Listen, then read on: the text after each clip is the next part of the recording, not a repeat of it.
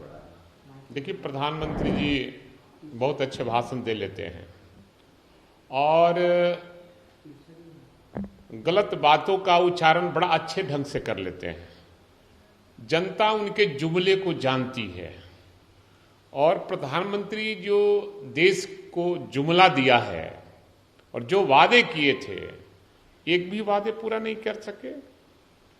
और ये भी एक जुमला है, चूंकि उत्तर प्रदेश में चुनाव हो रहे हैं, होने वाले हैं, और अलीगढ़ विश्वविद्यालय वो राजा को कोई जानता नहीं है और जाट राजा का नाम लिया जा रहा है। चौधरी चरण सिंह का कभी ये जन्मदिन और पुण्यतिथि मनाते नहीं हैं, उनका नाम लिए जा रहे हैं, जो बीजेपी के लोगों से, आरएसएस लोगों से कोसों दूर वो राजनीति और किसानों के वो नेता थे।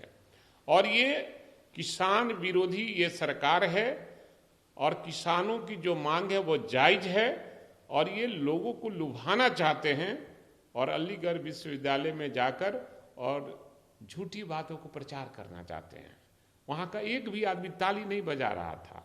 ये भाषण पर भाषण दिए जा रहे हैं, बाहरी लोग को बुलाकर भीड़ दिखा देने की भीड़ भी नहीं थी। नेता भाषण दिए, ताली न बजे तो फिर ये समझ जाइए कि भाड़ा का आदमी आया है। आदित्यनाथ द्वारा अब्बा जान जो टिप्पणी की गई थी, इस पर जदयू ने कहा है कि देश सबका है, टिप्पणियों में संयम बनाए रखा जाए। निश्चित रूप से यह देश हिंदू, मुस्लिम, सिख, ईसाई सबका देश है।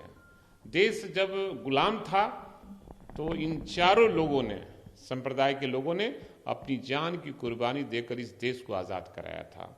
और ये बीजेपी वाले लोग, ये आरएसएस वाले लोग और जोगीनाथ जी ये हिंदू मुसलमान करना चाहते हैं चुनाव में और एक संप्रदाय के खिलाफ में विषवमन करना चाहते हैं और इसीलिए उन्होंने उस शब्द का उच्चारण किया, अब्बाजान, और एक संप्रदाय के लोगों को दुख पहुंचाने का काम किया है।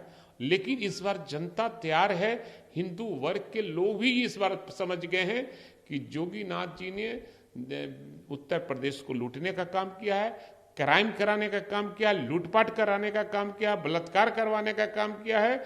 जो भी हो सकता है, जितना गलत काम हो सकता है, जोगीनाथ जी तो अपने बहुत बड़े क्या हैं ये सब कोई जानता है। मठ में क्या क्या रखा रहता है वो सब कोई जानता है, पब्लिक है, सब जानती है। एएमआईएम के प्रमुख असदुद्दीन ओवैसी ने केंद्र को चुनौती दी कि तालिबान को आतंकी संगठन घोषित किया जाए। अब सवाल है कि उन दोनों का मामला है और किसको आतंकवादी संगठन घोषित किया जाए, नहीं घोषित किया जाए, ये तो तय करेगा, सब मिलकर तय करेंगे कि कौन आतंकवादी है। और पता नहीं ओवैसी जी कब क्या बोलेंगे, नहीं बोलेंगे, ये हम नहीं जानते। राहुल गांधी ने कहा है कि कश्मीरी पंडित परिवारों की पीड़ा को देश कभी नहीं भूलेगा। देखिए, उन जवानों की बात कर रहे हैं जब कश्मीरी पंडितों